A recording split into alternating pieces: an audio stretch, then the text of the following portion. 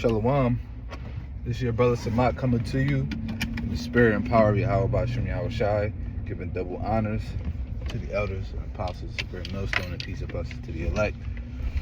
I'm coming with another lesson in transit. I wanted to talk about pretty much heeding to counsel and not trying to do everything yourself, and also the importance of having a body and a brotherhood, right?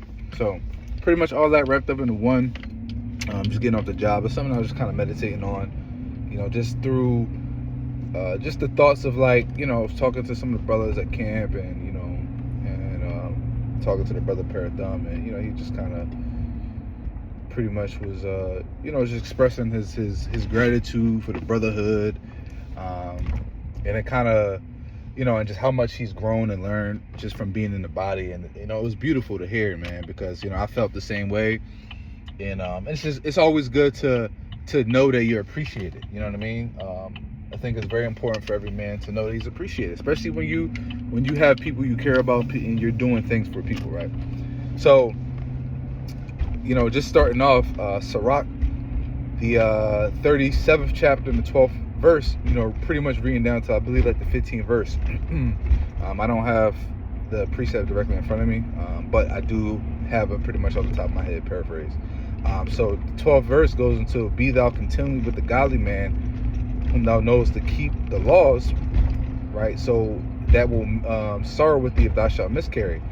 Roughly paraphrase, pretty much just saying to just be with a godly men, always be with men of understanding, be with those that are in the spirit of Yahweh Bashim Yahweh Shai, because when you fall, when you make mistakes, when you're going through hardships and trials and you need advice and counsel, the brothers are going to be able to give you sound advice. Why? Because it's coming from the spirit and power of Yahweh Bashim Yahweh Shai. Ultimately, it's coming from the wisdom of the scriptures. Why? And it's easier to take advice from a man of the Lord whom to follow the same customs, culture, laws, and in general you have the same thought process. In general, obviously there's differences in the brotherhood, and every man is their own individual, and there's more than one way to handle the situation in righteousness, right? There's no one way to do it, to handle situations in righteousness. It's not like there's only one way to get to the kingdom of heaven, but there's more than one way to serve the Lord in general, right? In general, you serve the Lord by keeping his laws, statutes, commandments to the best of your ability, right? And having faith in Yahweh Shai. But there's other ways of going about doing the Lord's work. Some brothers go out on the highways and teach. You got other brothers who are believers. You got other people who are just, they just go around and they just spreading the word of Yahweh, Bashim Yahweh Shai, and just making known, that they are there, what I mean? That this is the truth. For sisters, it's a little different as well. For sisters, if you have a man, obviously if you have a man of understanding, he's guiding you through the scriptures, and you serve your man. You serve your man as your Lord, and by serving him, he's serving Yahweh Shai, and by him serving Yahweh Shai answers to the Father Yahweh. So it's an umbrella. So when you are with a godly man, right? You're with righteous spiritual men, right? You're going to be able to have good counsel and good advice, because there's a lot of bad advice out there. And when you talk to multiple different people, you're going to typically get many different answers, right? You're going to hear different things. And I've learned that that's a problem in the world, because you got people in the world are just too different. Everyone has different spirits. Everyone has, and mostly is wicked spirits. So there's a lot of diversity in wickedness, man. So, but in righteousness, it's not as much diversity, because we typically follow the same structure and order, right? We follow the law, statutes, commandments to the best of our ability. We go to the scriptures for understanding of life and for guidance.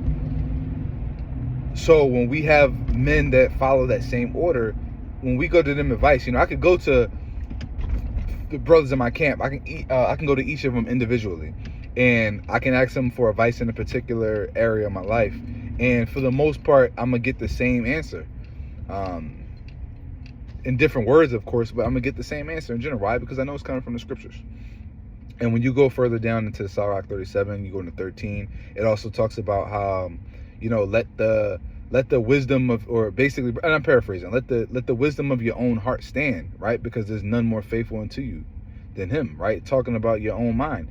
Now, at the end of the day, what that's going into is that, not saying that you should always go with your own instinct, because sometimes you do heed advice, but advice is not necessarily, it's not like Law and Order. If you go to a brother for advice or for an opinion, you take this advice and opinion and you analyze and comprehend it, and then you see how I can apply that advice to my life or to the situation. It may not be verbatim. You might only take 20% of the advice a brother gives you, but you only need that 20%, because he may give you advice and his advice may be almost parallel to what you already had made up in your own mind, but he kind of just validated with your own thoughts. But he may have also gave you some insight that you didn't really think about, and it may change the way you do something for the better, right?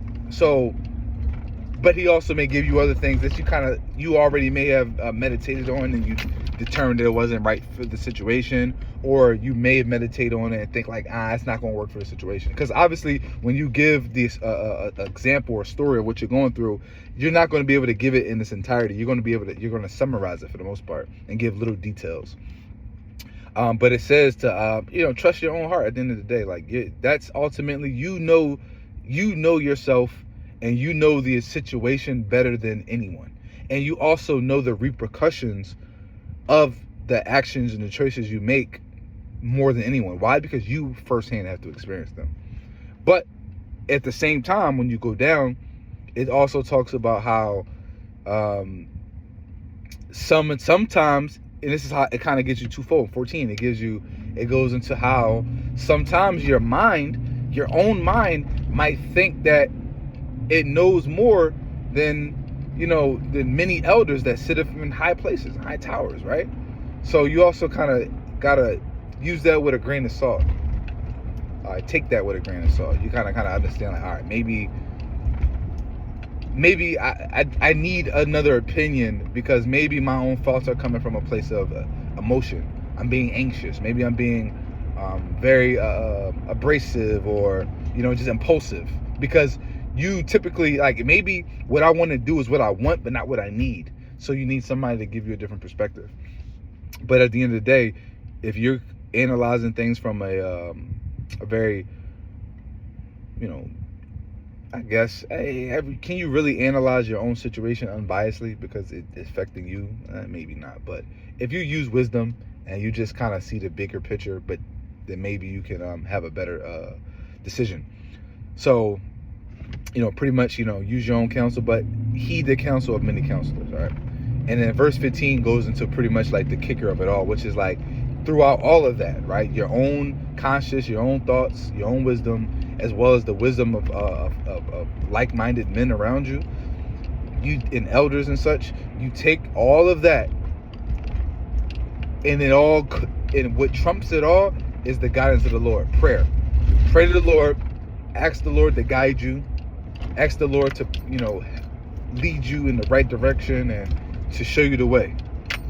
So you take all that and you put the Lord in the center of it. You know what I mean? And then the Lord will direct your path, man, to allow you to make the decision that's going to ultimately work for you in the end. You know what I mean? Because it might not necessarily work out the way you want it to work out in that moment, but in the future, it may affect your life in ways that benefit you more so in the future than rather in the moment, than if you would have went a different route that may have benefited you in the moment, but didn't have any positive effects or maybe even negative effects in the future. So you always got to see the big picture, understand that the Most High is going to have a purpose and a path for you, and in the end, the Most High is always going to, he's always going to make things known unto you. All right, and then when you go to Proverbs 11 and 14, it says, where there is no counsel, I'm I'm saying roughly paraphrasing, I have the scripture in my head. It says, where there's no counsel, the people or the city fall. The people fall. But in the multitude of many counselors, or in the presence of, it says, but in the multitude of counselors, there's safety. All right, and that's roughly paraphrasing. But basically, if you are a one-man show, you have no righteous men or wise men around you in your circle, you're just a lone wolf out here, all right, you're more likely to fall than you are if you have a team. Because when you have a team, you have different minds and different people to, scripture say in Proverbs 27:17, iron sharpened iron. And so likewise, the man sharpeneth the countenance of his friend. So, and the scripture say it's not good for a man to be alone. That goes both into a man not having a woman, because it's not good for a man to not have a woman. In this life, it may benefit you in the moment for a certain purpose, but in the long scheme, it having a woman just provides a certain level of peace and sanity for a man. You know what I mean? For a heterosexual man, you know what I mean? I can't, you got a lot of Saudis out here, but we speaking about righteous men here, so I'm not even gonna throw that in there. You get the point, though. You know what I mean?